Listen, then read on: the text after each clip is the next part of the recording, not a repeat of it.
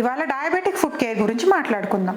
ఒకవేళ గనక మీకు డయాబెటీస్ ఉంటే over a period of time మనకి డయాబెటిక్ కాంప్లికేషన్స్తో డయాబెటిక్ న్యూరోపతి వస్తుంది. అంటే క్రానిక్గా మనకి డయాబెటీస్ ఉండటం వల్ల మన నర్వ్స్ ఏవైతే ఉన్నాయో అవి డ్యామేజ్ అయ్యి మన లెగ్స్లో, లోవర్ లిమ్స్లో, పాదాల్లో ఉన్న నర్వ్స్ అన్నీ కూడా ఎఫెక్ట్ అయ్యి మనకి సెన్సేషన్స్ తగ్గటం, పాదాల్లో తిమ్మిర్లు రావటం లేదా పిన్స్ అండ్ నీడిల్ సెన్సేషన్స్ అన్నవి గమనిస్తాం. దీంతో పాటు over a period of time మనకు కనుక డయాబెటీస్ ఉంటే మన ఫుట్లో ఉన్న బ్లడ్ సర్క్యులేషన్ ఏవైతే ఉంటాయో ఆ బ్లడ్ వెజల్స్ ఎఫెక్ట్ అయ్యి మనకి పూర్ సర్క్యులేషన్ వల్ల వూండ్ హీలింగ్ అన్నది స్లో అవుతుంది. సో ఈ రెండు కాంప్లికేషన్స్ వల్ల మనం ఎలాంటి ఫుడ్ కేర్ తీసుకోవాలి, ఏ విషయాల్లో జాగ్రత్త పడాలనే టాపిక్ గురించి వాళ్ళు మాట్లాడదాం. సో మనకి డయాబెటీస్ ఉంటే కనుక చాలామంది బేర్ ఫుట్ మీద నడుస్తూ ఉంటారు. సో నేను నా డయాబెటిక్ పేషెంట్స్కి ఏం చెప్తానంటే, మీరు బేర్ ఫుట్తో ఎప్పుడు గ్రౌండ్ మీద నడవకండి.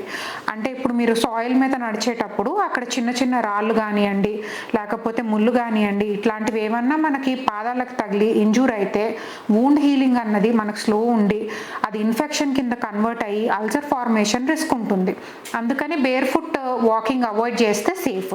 And coming to the footwear, బాగా టైట్ ఫుట్వేర్ వాడద్దు. మనకంటే కొన్నిసార్లు కొత్త చెప్పులు వేసుకుంటే చెప్పు కరుస్తుంది అంటాం కదా, అట్లాంటి రిస్క్ ఉన్న చెప్పులు అవాయిడ్ చేసి కొంచెం కవర్డ్ ఫుట్వేర్ వాడుకుంటే బెటర్. అండ్ సోల్ కూడా మెత్తగా ఉండేటట్టు చూసుకోండి, సో దట్ మనకు ప్రెషర్ అల్సర్స్ రాకుండా ఉంటాయి.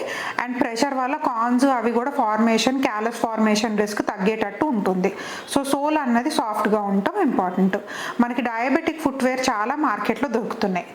అలాగే మన పాదాలు గోరువెచ్చని నీళ్ళతో వాష్ చేసుకోవటం బెటరు.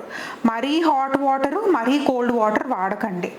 అండ్ ఫీట్ కడుక్కున్న తర్వాత టవల్తో నీట్గా తుడుచుకొని మన వేళ్ళ మధ్యలో గ్యాప్స్ని కూడా డ్రైగా పెట్టుకోవటం ఇంపార్టెంట్. ఒకవేళ కనుక మీ ఫీట్ మీద ఎక్కడన్నా క్రాక్స్ కానీ అట్లా ఉంటే ఒక good moisturiser morning and night స్నానం చేశాక రాసుకోవటం ఇంపార్టెంట్. క్రాక్డ్ హీల్స్ ప్రివెంట్ చేసుకుంటే బెటర్. ఇంకొకటి ఏంటంటే మనకి చూస్తే టోస్ మధ్యలో చాలా మందికి చెమ్మలాగా ఫామ్ అవుతూ ఉంటుంది. ఇట్లా చెమ్మ కనుక ఎక్కువ ఉంటే కనుక మీరు కొంచెం దాన్ని రిపీటెడ్గా డ్రైగా పెట్టుకోవడానికి టవల్తో క్లీన్ చేసుకుంటూ ఉంటే బెటర్. ఈ చెమ్మ కనుక బాగా ఎక్కువ ఉంటే మనకు ఫంగల్ ఇన్ఫెక్షన్స్ వచ్చే రిస్క్ ఉంటుంది. అండ్ మీరు వేళ్ళ గోర్లు కట్ చేసుకునేటప్పుడు కొంచెం మరీ డీప్గా స్కిన్ కట్ అవ్వకుండా చూసుకోండి. జాగ్రత్తగా కట్ చేసుకొని ఏదైనా రఫ్ ఎండ్స్ ఉంటే ఫైల్ చేసుకోవటం బెటర్. ఇంకొకటి ఏంటంటే మీరు ఎక్కడన్నా ట్రావెల్ చేసేటప్పుడు కానివ్వండి లేదా హీటర్స్ కానీ ఇట్లాంటి వాటి దగ్గర మీ కాలు మరీ దగ్గరగా పెట్టుకోకండి. ఎందుకంటే ఈ సెన్సేషన్ తగ్గటం వల్ల మనం హీట్ కోల్డ్ డిఫరెన్సియేషన్ కరెక్ట్గా ఐడెంటిఫై చేయలేకపోతాం. తెలియకుండా చాలా హీట్ సబ్స్టెన్సెస్ వల్ల మనకు బర్న్స్ అయ్యే రిస్క్లు ఉంటాయి. ఒకవేళ మీకు గనక కాన్స్ కానీ క్యాలస్ కానీ సోల్లో ఫామ్ అయి ఉంటే మీరు మీ సొంతంగా వాటిని రిమూవ్ చేయటం కాకుండా పోడియాట్రిస్ట్ డాక్టర్ దగ్గరికి వెళ్ళి రిమూవ్ చేయించుకుంటే బెటర్.